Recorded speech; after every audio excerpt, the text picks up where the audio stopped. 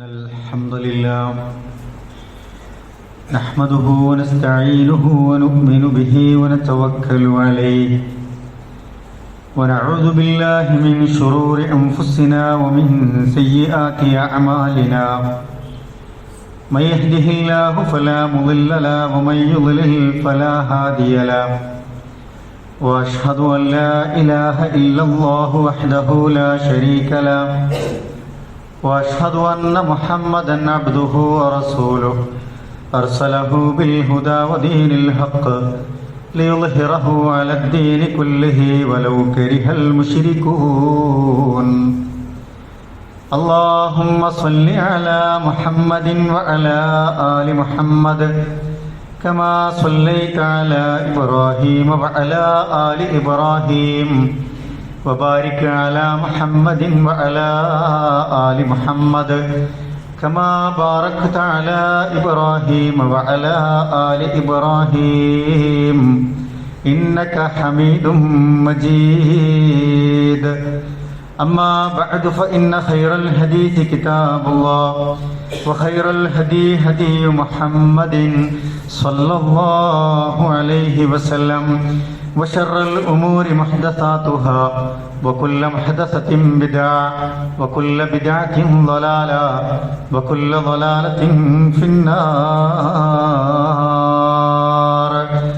أعوذ بالله من الشيطان الرجيم بسم الله الرحمن الرحيم يا أيها الذين آمنوا اتقوا الله حق تقاته ولا تموتن إلا وأنتم مسلمون بسم الله الرحمن الرحيم إن الذين يتلون كتاب الله وأقاموا الصلاة وأنفقوا مما رزقناهم سرا وعلانية يرجون تجارة لن تبور. ഏറെ സ്നേഹം നിറഞ്ഞ മുഅ്മിനീങ്ങളെ മുഅ്മിനാത്തുകളെ, അല്ലാഹു സുബ്ഹാനഹു വ തആലയുടെ നിയമങ്ങളും നിർദ്ദേശങ്ങളും വിധിവിലക്കുകളുമൊക്കെ നമ്മൾ ജീവിക്കുന്ന ഓരോ സന്ദർഭങ്ങളിലും സൂക്ഷ്മത പുലർത്തി തഖ്വയുള്ളവരായി മാറണമേ എന്ന് എന്നോടും നിങ്ങളോടുമായി ഓർമ്മപ്പെടുത്തുകയാണ്, വസിയ്യത്ത് ചെയ്യുകയാണ്. നമ്മളേറെ പ്രതീക്ഷിച്ച കാത്തിരുന്ന ഒരു പുണ്യമാസം റമളാനിന് നമ്മൾ സാക്ഷിയായിരിക്കുകയാണ്. അൽഹംദുലില്ലാഹ്. പുണ്യങ്ങൾ പൂക്കുന്ന ഈ മാസം ലഅല്ലക്കും തത്തഖൂൻ എന്ന ഇതിൻ്റെ ലക്ഷ്യത്തെക്കുറിച്ച് ഖുർആൻ ഓർമ്മിപ്പിച്ച കാര്യങ്ങൾ നമുക്ക് പൂർത്തീകരിക്കാനാകുമ്പോഴാണ് ഈ റമളാൻ നമുക്ക് വേണ്ടി നാളെ സാക്ഷി പറയുന്ന സന്ദർഭമുണ്ടാവുക. അള്ളാഹു അതിന് നമ്മയൊക്കെ അനുഗ്രഹിക്കുമാറാവട്ടെ. നമുക്ക് യഥാർത്ഥമായ വിജയം ലഭിക്കാനും ജീവിതത്തെ നന്നായി ദീനി മാർഗത്തിൽ പരിശീലിപ്പിച്ചും ഹറാമുകളൊക്കെ ത്യജിച്ചും പരിശുദ്ധ ഖുർആനിനെ നെഞ്ചോട് ചേർത്തും നമ്മൾ ജീവിതത്തെ ആകമാനം ശുദ്ധീകരിക്കാൻ ആവശ്യമായ കാര്യങ്ങൾ ഈ റമളാനിൽ ചെയ്യുമ്പോഴാണ് നമ്മുടെ ഈ ജീവിതവും അർത്ഥവത്തായി മാറുക. അതിനുള്ള പരിശ്രമമാണ് നമ്മുടെ ഭാഗത്തുനിന്ന് ഉണ്ടാകേണ്ടത്. നമ്മുടെ ജീവിതത്തിൽ അവിശ്വാസത്തിൻ്റെ ഒരു കറയും ബാക്കിയില്ല എന്ന് നമ്മൾ ഉറപ്പുവരുത്തണം. അപ്പോഴാണ് നമ്മുടെ അമലുകൾ അല്ലാഹു തആല സ്വീകരിക്കുക. നമ്മുടെ ജീവിതത്തിൽ പാപങ്ങളുടെ കറ ഉണ്ടായിട്ടില്ല എന്നും ഉണ്ടായിട്ടുണ്ടെങ്കിൽ തന്നെ അതൊക്കെ പരിഹരിക്കാനുള്ള ഒരു സന്ദർഭമായി ഈ റമളാനെ ഉപയോഗപ്പെടുത്തുകയും ചെയ്യേണ്ടതുണ്ട്. നമ്മുടെ സമ്പത്തും സന്താനങ്ങളുമൊക്കെ ഹലാലായ മാർഗത്തിലാണ് എന്ന് ഉറപ്പുവരുത്താനുള്ള പരിശ്രമങ്ങൾ ഈ റമളാനിൽ നമ്മുടെ ഭാഗത്തുനിന്ന് ഉണ്ടാകണം. അവസാനം റയ്യാൻ എന്ന കവാടത്തിലൂടെ സ്വർഗത്തിലേക്ക് പ്രവേശിക്കാൻ ഭാഗ്യം കിട്ടുന്ന റമളാൻ സ്വീകരിക്കപ്പെട്ടവരുടെ കൂട്ടത്തിൽ നമ്മൾ ഉൾപ്പെടേണ്ടതുണ്ട്. അതിനുള്ള പരിശ്രമങ്ങളാണ് നമ്മുടെ ഭാഗത്തുനിന്ന് ഉണ്ടാകേണ്ടത്. അള്ളാഹു നമ്മയൊക്കെ അതിന് പ്രാപ്തമാക്കി അനുഗ്രഹിക്കുമാറാവട്ടെ. ഖുർആൻ നമ്മളെ സംബന്ധിച്ചിടത്തോളം ഈ മാസത്തിലെ ഏറ്റവും വലിയ ഒരു പ്രത്യേകത കൂടിയാണ് ഖുർആനിൻ്റെ അവതരണം എന്ന് പറയുന്നത്. ഷഹ്റു റമളാനല്ലദീ ഉൻസില ഫീഹിൽ ഖുർആൻ ഹുദൽ ലിന്നാസി വബയ്യിനാത്തിൻ മിനൽ ഹുദാ വൽ ഫുർഖാൻ എന്ന് ഖുർആൻ നമ്മളെ ഓർമ്മിപ്പിക്കുന്നു. ഷഹ്റു റമളാൻ, ഈ പരിശുദ്ധ മാസത്തിലാണ് ഉൻസില ഫീഹിൽ ഖുർആൻ, നിങ്ങളിലേക്ക് ഖുർആൻ അവതരിക്കപ്പെട്ടത് എന്ന്. എന്താണ് അതിന്റെ ലക്ഷ്യം? ഹുദൽ ലിന്നാസ്, മനുഷ്യർക്ക് ഹിദായത്ത് കൊടുക്കുക, സന്മാർഗത്തിന്റെ വഴിയിൽ അവരെ പ്രവേശിപ്പിക്കുക, ഖുർആൻ ഫോളോ ചെയ്യുന്നവർക്ക് ഹിദായത്ത് പ്രദാനം ചെയ്യുക എന്നതാണ് ഒന്നാമതായി അതിന്റെ ലക്ഷ്യമെന്ന് പറയുന്നത്. ബയ്യിനാത്തിൻ മിനൽ ഹുദാ വൽ ഫുർഖാൻ, അതുപോലെ തന്നെ സത്യവും അസത്യവും ഒക്കെ വിവേചിച്ച് മനസ്സിലാക്കാൻ പറ്റുന്ന രൂപത്തിൽ വ്യക്തമായ തെളിവുകൾ നിങ്ങൾക്ക് മുമ്പിൽ ഖുർആൻ അത് അവതരിപ്പിക്കുന്നുണ്ട്. അത് നിങ്ങളെ ബോധ്യപ്പെടുത്തുക, ജനങ്ങളെ ബോധ്യപ്പെടുത്തുക എന്നതുമാണ് പരിശുദ്ധ ഖുർആന്റെ ലക്ഷ്യമായി പറഞ്ഞിട്ടുള്ളത്. നമുക്കറിയാം, സമൂഹം നേരിട്ടുകൊണ്ടിരിക്കുന്ന അതിലല്ല നേരിടാവുന്നതുമായ സകല സാഹചര്യങ്ങളോടും പരിശുദ്ധ ഖുർആൻ സംവദിക്കുന്നു എന്നതാണ് പരിശുദ്ധ ഖുർആനിന്റെ പ്രത്യേകത എന്ന് പറയുന്നത്. കഴിഞ്ഞ കാലങ്ങളിലൊക്കെ ഉദയം ചെയ്ത എത്രയോ മതങ്ങളുണ്ട്, എത്രയോ ആശയങ്ങളുണ്ട്, എത്രയോ ആളുകൾ അവരുടെ വ്യക്തിപ്രഭാവത്തിൽ അവർ മുന്നോട്ട് വെച്ച ദർശനങ്ങളുണ്ട്. പക്ഷെ എല്ലാം കാലാഹരണപ്പെട്ടു പോകുന്നതായി നമുക്ക് കാണാൻ കഴിയും. 19-ാം നൂറ്റാണ്ടിന്റെ അവസാനത്തിലൊക്കെ ഉദയം ചെയ്ത എത്രയോ ഇസങ്ങൾ, പ്രത്യയശാസ്ത്രങ്ങൾ നമുക്ക് മുമ്പിൽ ഉണ്ടായിരുന്നു. തത്വചിന്തകന്മാർ മുന്നോട്ട് വെച്ച വലിയ ആശയങ്ങൾ ഉണ്ടായിരുന്നു.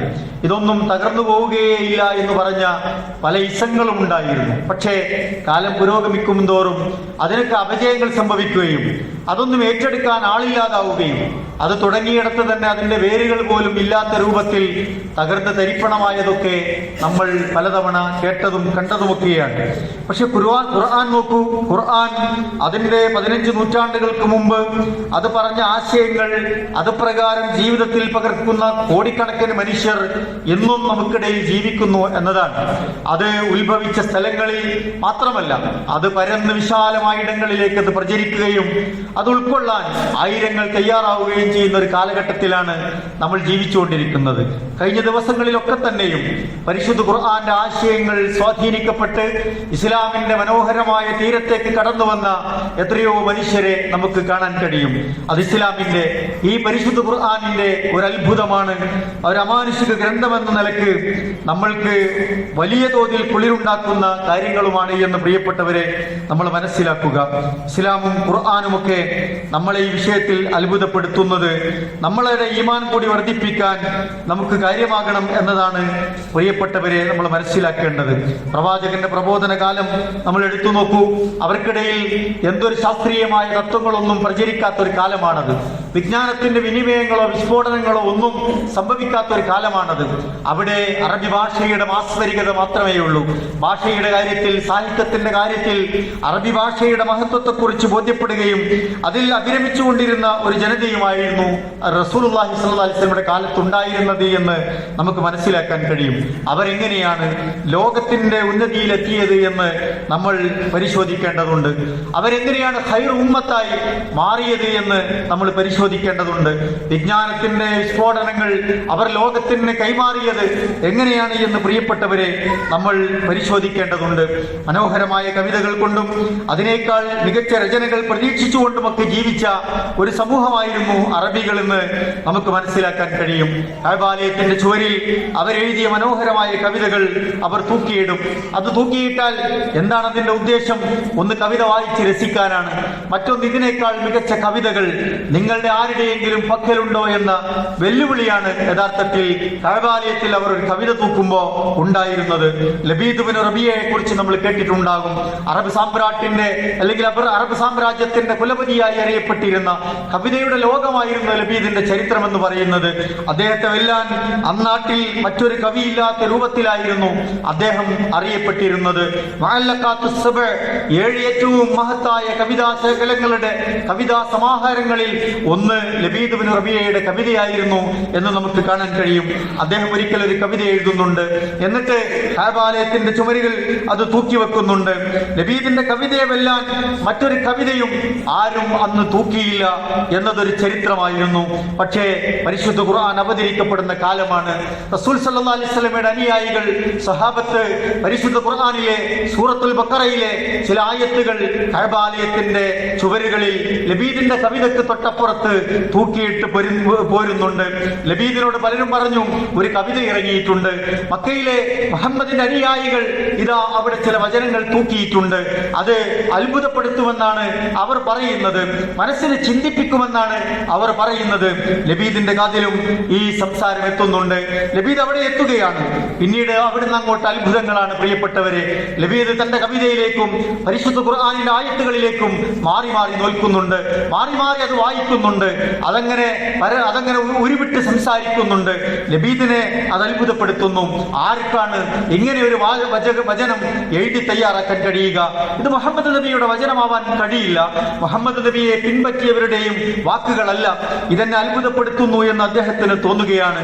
വളരെ പുച്ഛത്തോടെ പരിഹാസത്തോടെ പരിശുദ്ധ ഖുർആനിന്റെ ആയത്തുകളെ നേരിടാൻ വന്ന ലബീദിന്റെ മനസ്സിനെ ഖുർആൻ പരിവർത്തിപ്പിക്കുന്നുണ്ട്. ഖുർആനിന്റെ മാസ്മരികതയിൽ ലബീദ് ആകൃഷ്ടനാകുന്നു, ആ മനസ്സ് നിർമ്മലമാകുന്നു.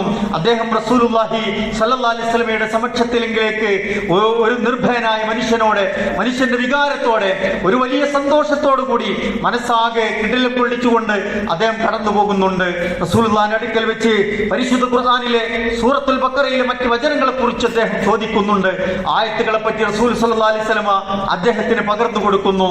അതിനുശേഷം അല്ലാഹുവിന്റെ ഏകത്വത്തെ അംഗീകരിച്ചുകൊണ്ട് ലബീദ് ബിൻ റബീഅ എന്ന പ്രമുഖനായ കവി ഇസ്ലാം സ്വീകരിക്കുകയാണ്. അശ്ഹദു അല്ലാ ഇലാഹ ഇല്ലല്ലാഹ് വ അശ്ഹദു അന്ന മുഹമ്മദർ റസൂലുള്ളാഹ് എന്ന് പ്രഖ്യാപിച്ച് മഹാനായ ലബീദ് ബിൻ റബീഅ റളിയല്ലാഹു തആല അൻഹു ഇസ്ലാമിനെ സ്വീകരിക്കുന്നുണ്ട്. ഖുർആനിന്റെ ഭാഷ അദ്ദേഹത്തെ അത്ഭുതപ്പെടുത്തി, അതിന്റെ സാഹിത്യം അദ്ദേഹത്തെ അത്ഭുതപ്പെടുത്തി, അതിന്റെ ശൈലി അദ്ദേഹത്തെ അത്ഭുതപ്പെടുത്തി, അതിന്റെ ഉള്ളടക്കം അദ്ദേഹത്തെ അത്ഭുതപ്പെടുത്തി. അതിന്റെ വചനങ്ങൾ ഓരോന്ന് വായിച്ചപ്പോഴും ഓരോ അക്ഷരങ്ങളും അദ്ദേഹത്തിന് ആസ്വാദനം നൽകിയെന്ന് അദ്ദേഹം തന്നെ പിന്നീട് പറയുന്നുണ്ട്. ശേഷം ഒരൊറ്റ വരി കവിതയാണ് അദ്ദേഹം തന്റെ ജീവിതത്തിൽ എഴുതിയത്. എന്താണ് കവിതയുടെ ആശയം? ഈ മഹത്തായ ഈ ആശയത്തിലേക്ക് കടന്നു വരുന്നതിന് മുമ്പ്, പടച്ചോനെ നീ എന്നെ മരിപ്പിച്ചില്ലല്ലോ എന്നതിന് സർവസ്തുതിയും ഞാനിതാ സമർപ്പിക്കുന്നു എന്ന് ലബീദ് ബിൻ റബീഅ പ്രഖ്യാപിക്കുന്നുണ്ട്. ഖുർആൻ അത് പറഞ്ഞല്ലോ. എത്രയോ ആളുകളിലൂടെ ഈ ഖുർആൻ കടന്നുപോയി, വർഷങ്ങൾ പിന്നിട്ടു, കാലങ്ങൾ പിന്നിട്ടു, എത്രയോ ആളുകൾ ഇതിനെ വിമർശിച്ചു, എത്രയോ ആളുകൾ ഇതിനെ പഠിക്കാൻ ശ്രമിച്ചു, ഗവേഷണം നടത്തി, ഇതിനൊരു മറുപടി എഴുതാൻ തയ്യാറായി കടന്നു വന്നവരുണ്ട്. പക്ഷേ പരിശുദ്ധ ഖുർആനിന്റെ ആ വെല്ലുവിളിയെ ഏറ്റെടുക്കാൻ ഇന്നേ വരെ ഒരു മഖ്ലൂഖിനും ഒരു സൃഷ്ടിക്കും സാധിച്ചിട്ടില്ല എന്നത് സത്യമാണ് പ്രിയപ്പെട്ടവരെ. ഖുർആൻ പറഞ്ഞില്ലേ, ഖുൽ ഇൻ ഇജ്തമഅത്തിൽ ഇൻസു വൽ ജിൻ അലാ യഅതു ബിമിസ്ലി ഹാദൽ ഖുർആൻ ലാ യഅതൂന ബിമിസ്ലിഹി വലൗ കാന ബഅദുഹും ലിബഅദിൻ ളഹീറ. നിങ്ങൾ മനുഷ്യരെ, ജിന്നുകളെ, നിങ്ങൾ ഇതുപോലെ ഒരു ഖുർആൻ കൊണ്ടുവരാൻ നിങ്ങൾ ശ്രമിക്കുക. നിങ്ങൾക്ക് പരസ്പരം അങ്ങോട്ടും ഇങ്ങോട്ടുമൊക്കെ കൊടുക്കൽ വാങ്ങലുകൾ നടത്താം, പരസ്പരം സഹായിക്കാം.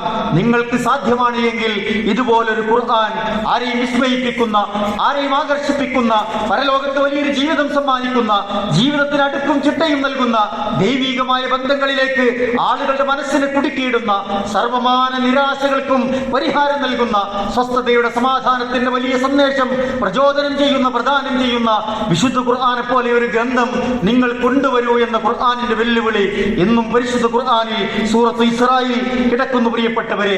88-ാമത്തെ ആയത്ത് നമ്മൾ പരിശോധിച്ചാൽ മതി. അങ്ങനെ എത്രയെത്ര മനുഷ്യരെയാണ് ഇത് അത്ഭുതപ്പെടുത്തിയത്. നമ്മൾ ആലോചിക്കേണ്ടത് എന്തുകൊണ്ടാണ് ഖുർആനിന്റെ ഒരു സ്വാധീനം നമ്മൾക്കുണ്ടാകാത്തത് എന്ന ചോദ്യമാണ്. പലരെയും പിടിച്ചു കുലുക്കിയ ഖുർആൻ എന്തുകൊണ്ടാണ് നമ്മെ പരിവർത്തിപ്പിക്കാത്തത് എന്ന് നമ്മൾ ആലോചിക്കേണ്ടതുണ്ട്. ഖുർആനിൽ ഒരു ആയത്തുകൾ കേൾക്കുമ്പോൾ എനിക്കതെന്താണ് ജീവിതത്തിൽ പകർത്താൻ കഴിയാത്തത് എന്ന് നമ്മൾ ആലോചിക്കേണ്ടതുണ്ട്. ഖുർആനിലെ പല ആശയങ്ങളും ഇന്നതാണ് എന്ന് മനസ്സിലാക്കിയാൽ പോലും അതിനനുസരിച്ച് ജീവിതത്തെ മാറ്റിപ്പണിയാൻ, ഒന്ന് നന്നാകാൻ എന്തുകൊണ്ടാണ് നമുക്ക് സാധിക്കാത്തത് എന്ന് പ്രിയപ്പെട്ടവരെ നമ്മൾ ആലോചിച്ചു നോക്കുക. റസൂൽ സല്ലല്ലാഹു അലൈഹി വസല്ലമയുടെ കാലം ശാസ്ത്രം എത്രമാത്രം വളർന്നിട്ടുണ്ട്?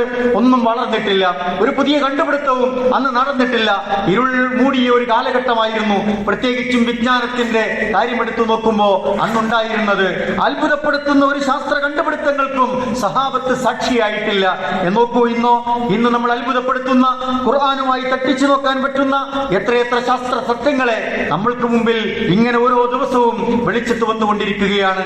പക്ഷേ ആ ഖുർആൻ നമ്മളെ എങ്ങനെ സ്വാധീനിക്കുന്നു എന്ന് നമ്മൾ ആലോചിക്കുക. അത് നമ്മളെ എത്രമാത്രം ആകർഷിക്കുന്നു എന്ന് പ്രിയപ്പെട്ടവരെ നമ്മൾ ആലോചിക്കുക. അതിന്റെ ആയത്തുകളെ, അതിന്റെ ആശയങ്ങളെ, അതിന്റെ ഉൾക്കാമ്പിനെ നമ്മുടെ ജീവിതത്തെ ആസ്വദിക്കുന്ന രൂപത്തിൽ മാറ്റിപ്പണിയാൻ അതിന് സാധിക്കുന്നുണ്ടോ എന്ന് നമ്മൾ ആലോചിച്ച് നോക്കുക. ഖുർആനിന്റെ ആയത്തുകൾ കേൾക്കുമ്പോൾ, അതിലൂടെ കടന്നു പോകുമ്പോൾ അത് നമുക്ക് ആത്മീയമായ തലങ്ങളെ സൃഷ്ടിക്കുന്നുണ്ടോ എന്ന് എന്റെ പ്രിയപ്പെട്ടവരെ നമ്മൾ ആലോചിച്ച് നോക്കുക. ഖുർആനിനോട് ആത്മബന്ധം പുലർത്തിയാൽ അത് നമ്മയും അത്ഭുതപ്പെടുത്തുമെന്നതിൽ സംശയമില്ല. പക്ഷെ ഒരു ആത്മബന്ധം നമുക്കുണ്ടാകണം. ഖുർആനിനെ തന്നെ വിശേഷിപ്പിക്കുന്നത് റൂഹ് എന്നൊരു വാക്കുകൊണ്ടാണ്. നമ്മുടെ ശരീരത്തിൽ റൂഹ് എത്രമാത്രം പ്രധാനപ്പെട്ടതാണ്. റൂഹ് പോയാൽ ഈ ശരീരം ആർക്കാണ് വേണ്ടത് പ്രിയപ്പെട്ടവരെ? ഖുർആൻ നമ്മുടെ റൂഹാവുമ്പോഴാണ് നമ്മുടെ ജീവിതത്തിന്റെ റൂഹായി ഖുർആൻ മാറാൻ കഴിയുക.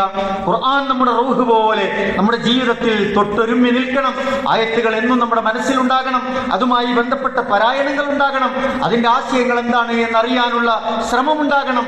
ആശയങ്ങൾ മനസ്സിലാക്കിയാൽ അത് ജീവിതത്തിൽ പകർത്താനും പ്രിയപ്പെട്ടവരെ നമുക്ക് കഴിയണം. ജീവിതത്തിൽ ഖുർആനോടൊപ്പം നമ്മൾ ജീവിച്ചാൽ അത് നമ്മെ അത്ഭുതപ്പെടുത്തും, അത് നമ്മെ കീഴ്പ്പെടുത്തുമെന്നതിൽ സംശയമില്ല.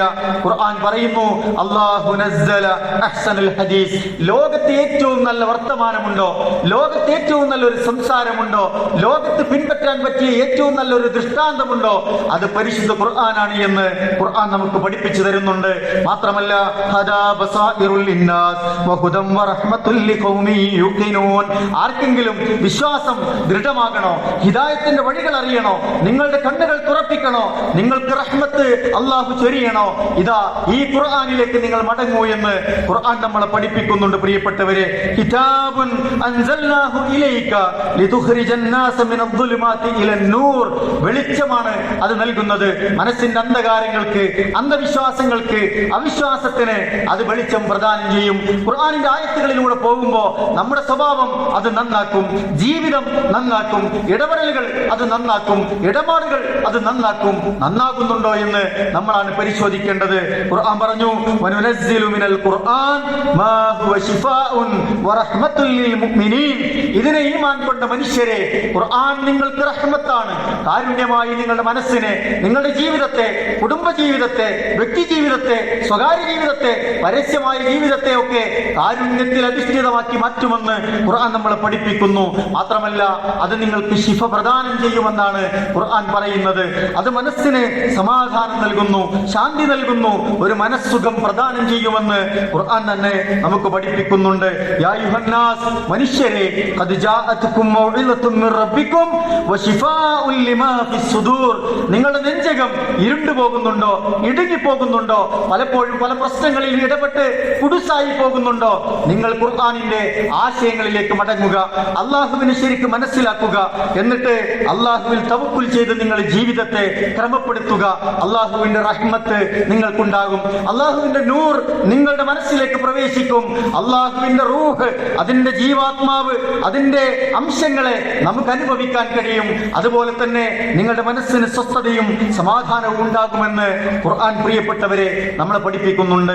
അങ്ങനെ ഒരു അനുഭവം നമുക്കുണ്ടാകാൻ എന്താണ് ചെയ്യേണ്ടത്? എന്താണ് നമ്മൾ ചെയ്യേണ്ടത്? കഴിഞ്ഞ റമദാനിൽ ഖുർആൻ അടച്ചു വെച്ചവരായിരിക്കും പലപ്പോഴും. പല ആളുകൾ തിരക്കുകൾ കൊണ്ടായിരിക്കും. പക്ഷെ ഖുർആൻ നമ്മുടെ റൂഹായി, അതൊരു നൂറായി, അതൊരു ശിഫയായി നമുക്ക് അനുഭവിക്കണമെങ്കിൽ ഖുർആൻ നമ്മൾ ധാരാളമായി പാരായണം ചെയ്യണം. മൻ ഖറഅ ഹർഫൻ മിൻ കിതാബില്ലാഹ് ഫലഹു ബിഹി ഹസന വൽ ഹസനതു ബിഅശരി അംസാലിഹാ. റസൂൽ സല്ലല്ലാഹു അലൈഹി വസല്ലമ നമ്മളെ പഠിപ്പിച്ചു, നിങ്ങൾ ഖുർആൻ പാരായണം ചെയ്യുകയാണ് എങ്കിൽ അത് നിങ്ങൾക്കൊരു പുണ്യം പ്രദാനം ചെയ്യുന്നു. ഒരു ഹർഫ് ഓതിയാൽ മതി. അലിഫ് ലാം മീം എന്നത് ഒരു ഹർഫല്ല, 3 ഹർഫാണ്. അതൊരാൾ പാരായണം ചെയ്താൽ 10 ഇരട്ടി പുണ്യമുണ്ട്. അലിഫ് 10 ഇരട്ടി, ലാം 10 ഇരട്ടി, മീം 10 ഇരട്ടി, നിങ്ങൾക്ക് 30 ഇരട്ടി പ്രതിഫലം അള്ളാഹു പ്രദാനം ചെയ്യുന്നു എന്നാണ്.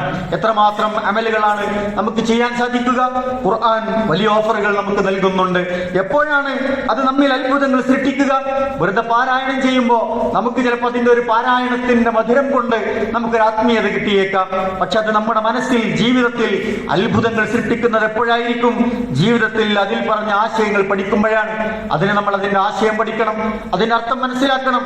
ജീവിതത്തിൽ ഒരു ആയുസ് തന്നിട്ട് എന്റെ റബ്ബ് എന്നോട് എന്താണ് പറഞ്ഞത് എന്ന് അതിന്റെ ആദ്യം മുതൽ അവസാനം വരെ വായിക്കാതെ മരിച്ചു പോകുന്നവർ എത്ര നഷ്ടക്കാരാണ് പ്രിയപ്പെട്ടവരെ. അതുകൊണ്ടാണ് ഖുർആൻ പറഞ്ഞത്, വലൗ അന്നഹും ഫഅലു മാ യുഅദൂന ബിഹി ലകാന ഖൈറൻ ലഹും വഅശദ്ദു തസ്ബീതാ. ആരെങ്കിലും ഖുർആൻ അനുസരിച്ച് അതിന്റെ സദുപദേശങ്ങൾ അനുസരിച്ച് പ്രവർത്തിക്കുന്നുണ്ട് എങ്കിൽ ലകാന ഖൈറൻ ലഹും, അവർക്കത് വമ്പിച്ച ഉത്തമമാണ്. വഅശദ്ദു തസ്ബീതാ, അവർക്ക് സത്യമാർഗത്തിൽ ഉറപ്പിച്ചു നിർത്താൻ അത് പ്രചോദനം നൽകുമെന്നാണ്. അതിലൂടെ നമുക്ക് ഖുർആനിലേക്ക് അടുക്കാൻ കഴിയും. അല്ലാഹ് പറഞ്ഞല്ലോ, അല്ലാഹു വലഖദ് ഖലഖനൽ ഇൻസാൻ, മനുഷ്യരെ നാം ആണ് നിങ്ങളെ സൃഷ്ടിച്ചത്. വനഅലമു മാ തുവസ്വിസു ബിഹി നഫ്സുഹു, നമ്മുടെ നഫ്സിനെ കുറിച്ച് നമ്മുടെ ചിന്തകൾ, ആലോചനകൾ, ആഗ്രഹങ്ങൾ, സങ്കടങ്ങൾ എല്ലാം നന്നായി അറിയുന്നത് ആരാണ്? ഞാനാണ്. വനഹ്നു അഖറബു ഇലൈഹി മിൻ ഹബ്ലിൽ വരീദ്, നിങ്ങളുടെ ജീവനാഡിയേക്കാൾ അടുത്തായി നിങ്ങളുടെ റബ്ബുണ്ട്, ഞാനുണ്ട്. ഞാനാണ് നിങ്ങളെ സൃഷ്ടിച്ചത്. നിങ്ങളുടെ മനസ്സിന്റെ വ്യതകളെ ഞാൻ അറിയുന്നു, നിങ്ങളുടെ ആഗ്രഹങ്ങളെ ഞാൻ അറിയുന്നു. അതുകൊണ്ട് പരിശുദ്ധ ഖുർആനിലൂടെ നിങ്ങൾ അല്ലാഹുവിലേക്ക് അടുക്കണം. അള്ളാഹുവിനെ മനസ്സിലാക്കാൻ നമുക്ക് ഖുർആൻ കൊണ്ട് കഴിഞ്ഞാൽ പ്രിയപ്പെട്ടവരെ, അള്ളാഹ് നമ്മുടെ ജീവിതത്തെ തെളിച്ചമുള്ളതാക്കുമെന്നാണ്. അതിന് നമ്മൾ സമയം ഇൻവെസ്റ്റ് ചെയ്യണം, നമ്മുടെ അധ്വാനം ഇൻവെസ്റ്റ് ചെയ്യണം, നമ്മുടെ പലതും അതിലേക്ക് ഇൻവെസ്റ്റ് ചെയ്താലേ നമുക്കത് സാധ്യമാവുകയുള്ളൂ. അതുകൊണ്ടാണ് റസൂലുള്ളാഹി സ്വല്ലല്ലാഹി അലൈഹി വസല്ലം പറഞ്ഞല്ലോ, ഇന്ന ലില്ലാഹി അഹ്ലീന മിനന്നാസ് ഹും അഹ്ലുൽ ഖുർആൻ, മനുഷ്യരുടെ കൂട്ടത്തിൽ അള്ളാഹുവിന്റെ ചില മനുഷ്യരുണ്ട്, അള്ളാഹുവിന്റെ അഹ്ലുകാരുണ്ട്, അള്ളാഹുവിന്റെ ആൾക്കാരുണ്ട്. ആരാണവർ? അഹ്ലുൽ ഖുർആൻ, അവർ ഖുർആനിന്റെ ആളുകളാണ് എന്ന് റസൂലുള്ളാഹി സ്വല്ലല്ലാഹി അലൈഹി വസല്ലമ നമ്മളെ പഠിപ്പിക്കുന്നുണ്ട് പ്രിയപ്പെട്ടവരെ. അതുകൊണ്ട് ഖുർആനിന്റെ ഒരു ഉള്ളടക്കത്തെ ബോധ്യപ്പെട്ട് മനസ്സിലാക്കി മുന്നോട്ട് പോകാൻ നമ്മൾ ശ്രമിക്കുക. അള്ളാഹു നമ്മയൊക്കെ അനുഗ്രഹിക്കുമാറാവട്ടെ.